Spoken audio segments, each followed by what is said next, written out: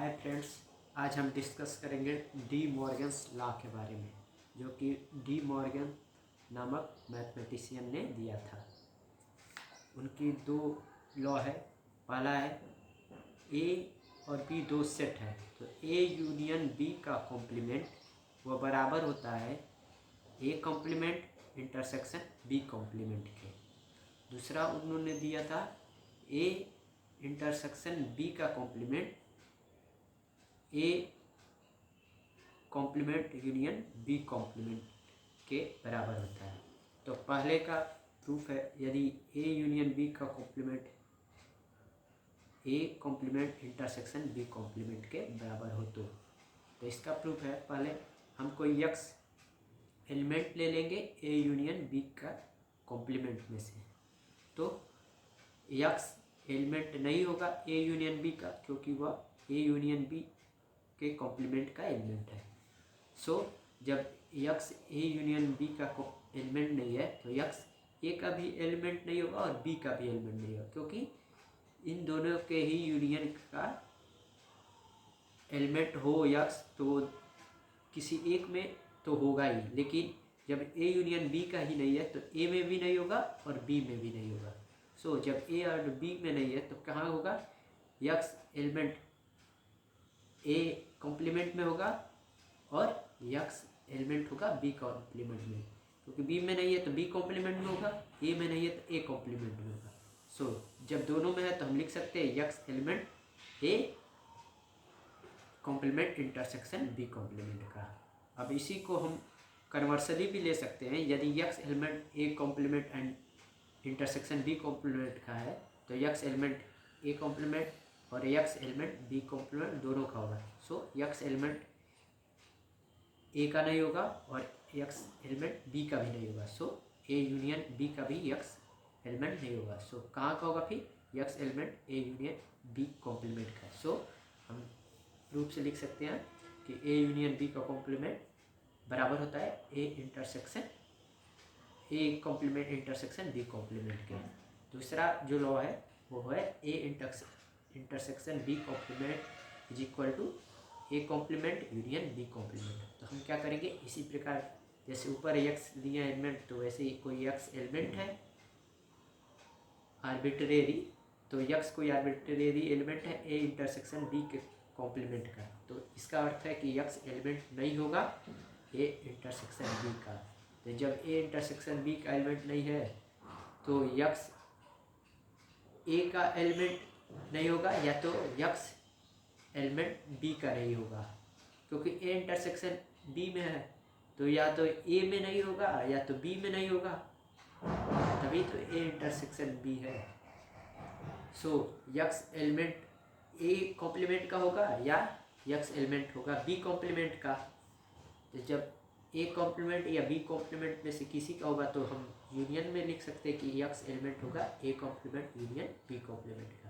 हम लेके चले थे यक्स एलिमेंट है ए इंटरसेक्शन बी कॉम्प्लीमेंट का और हमने डिसाइड कर लिया यक्स एलिमेंट है A complement union B complement का, यानी यक्स आर्बिट्रेरी है, यानी हर यक्स जो ए इंटरसेक्शन बी कॉम्प्लीमेंट का एलिमेंट है वो A complement union B complement का भी एलिमेंट होगा। अब इसे कन्वर्सली ले सकते हैं कि यक्स यदि A complement union B complement का एलिमेंट है तो यक्स या तो ए कॉम्प्लीमेंट में होगा या तो बी कॉम्प्लीमेंट में होगा, किसी न किसी में तो होगा ही ना, तभी हम लिख सकते हैं। इसका अर्थ यक्स एलिमेंट ए का नहीं होगा या तो बी का नहीं होगा। तो जब ए और बी में से कोई नहीं है तो इंटरसेक्शन में भी नहीं होगा, क्योंकि दोनों में होगा तभी तो इंटरसेक्शन में जाएगा। तो यानी x element A intersection B का एलिमेंट नहीं है, यानी x is element of A intersection B complement में होगा। तो सो हम लिख सकते हैं कि A intersection B complement is equal to A complement union B complement.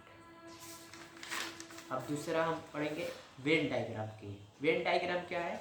और Venn diagram is a pictorial representation of sets using circles drawn inside a rectangle that the universal set to show relationships between sets such as union, intersection and difference and etc. यानी Venn diagram जो when नामक mathematician ने दिया था, उन्होंने sets को diagram या picture के माध्यम से रिप्रेजेंट करने का एक मेथड दिया था, जिसमें हम क्या करते हैं, सेट को सर्कल से रिप्रेजेंट करते हैं और यूनिवर्सल सेट को रेक्टेंगल से। और इससे क्या क्या रिप्रेजेंट कर सकते हैं, सेट्स को रिप्रेजेंट कर सकते हैं, उनके यूनियन को रिप्रेजेंट कर सकते हैं, उनके इंटरसेक्शन को रिप्रेजेंट कर सकते हैं, उनके डिफरेंस को रिप्रेजेंट कर सकते हैं, और भी बहुत कुछ। फॉर एग्जाम्पल जैसे यूनिवर्सल सेट है और ए इसका सबसेट है, तो वेन डायग्राम में क्या करते हैं, यूनिवर्सल सेट को रेक्टेंगल में शो करते हैं और उसका चूँकि सबसेट होता है ए, जो कि प्रॉपर सबसेट है, इसलिए ए को हम सर्कल से उसके इनसाइड दिखाते हैं। अब दूसरा है, जैसे ए और बी दोनों यूनिवर्सल सेट के सबसेट हैं, और इस प्रकार है कि ए बी का भी प्रॉपर सबसेट है और ए बी बराबर नहीं है, तो हम यू को सबसे बड़ा रेक्टेंगल में सेट ले लिए यूनिवर्सल सेट, उससे छोटा बी को ले लिए, अब उससे छोटा जो कि ए कंटेन कर रहा है, तो ए इसमें कंटेन कर रहा है, तो ए सबसेट हो गया बी का, और ए एंड बी बराबर नहीं है, और A and B universal set का प्रॉपर सबसेट है। अब तीसरा है, अभी हमने यूनियन के रिप्रेजेंट के बारे में बोला था, तो यदि ए बी दो सबसेट है यू के यानी यूनिवर्सल सेट के, तो उनके यूनियन को कैसे रिप्रेजेंट करेंगे, ए है और एक ए ये ले लिए और एक बी ले लिए, तो ए यूनियन बी क्या आएगा, सारा एलिमेंट आएगा। तो जो ये स्ट्रेट लाइन से ड्रॉ किया गया है, ये जो रिप्रेजेंट करा है वो ए यूनियन बी को रिप्रेजेंट करे, यानी ये भी ये भी ये भी।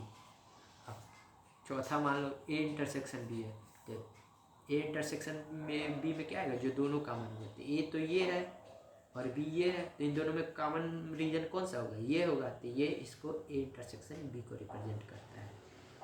अब मान लो ए कॉम्प्लीमेंट है पांचवा, तो यूनिवर्सल सेट है, हम जानते हैं कि कॉम्प्लीमेंट हमेशा यूनिवर्सल सेट के रिस्पेक्ट में निकालते हैं, ये इनर वाला ए है सबसे, तो बाहर वाला क्या होगा, ए कॉम्प्लीमेंट होगा, और दोनों का यूनियन लेंगे तो यू के बराबर होगा, तो ये जो ड्रा लाइन है बाहर सर्कल के, वो ए कॉम्प्लीमेंट को रिप्रेजेंट कर रहा है और अंदर वाला ए को रिप्रेजेंट कर रहा है।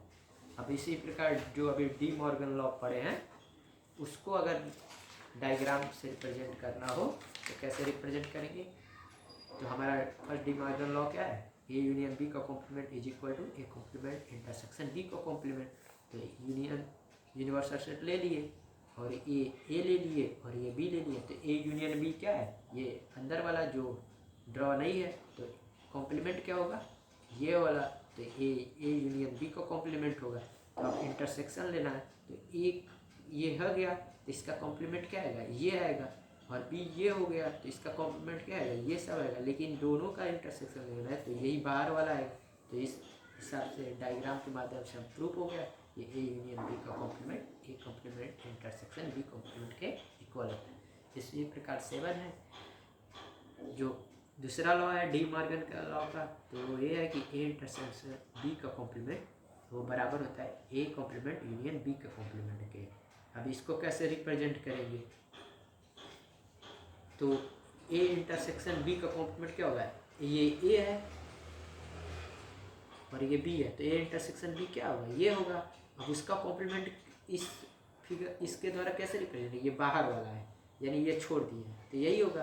अब A complement union B complement करना है, तो ये ए है, तो ए कॉम्प्लीमेंट क्या होगा, यही सब होगा, बी को भी लेंगे लेकिन जिसमें ए ना हो, और बी कॉम्प्लीमेंट का ये लेंगे, तो हम दोनों में यही कॉमन है, तो ये हटा देंगे, तो A complement union B complement हम पिक्टोरियल मेथड द्वारा या पेन डायग्राम द्वारा प्रूव कर सकते हैं कि ये दोनों बराबर है।